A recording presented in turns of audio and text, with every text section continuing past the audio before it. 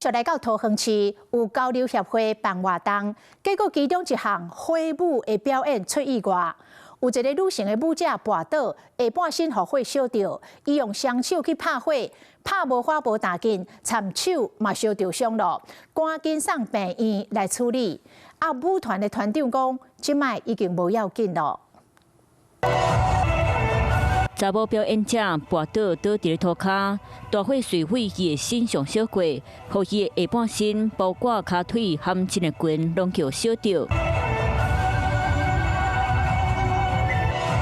查某表演者緊張甲徛起來，兩隻手閣一直拍火，毋過火安怎拍就是拍袂花，伊嘛趕緊想要脫掉表演衫，向講走出鏡頭外，互看到人攏對咧唱冷歌。表演人技術是按無毋對的，愛較小心的啦。我是可以看人足多，每個人都危險的啊。桃園市協會4號佇咧大溪廣德宮和八條基本廣場舉辦活動，想要到一位舞團查某舞者準備點火時陣，去踏到塗骹液體總骨倒，互伊手頭的火把用點到，受到第2擺的燒燙傷。我們是進行了大量的沖水，然後還有泡。經過醫生評估之後，這個受傷及時處理得宜，他只需要居家照護傷口，後續追蹤就可以了。整體狀況都還算穩定。表演火舞雖然專業閣有美感，不過化學老師提醒風險真懸。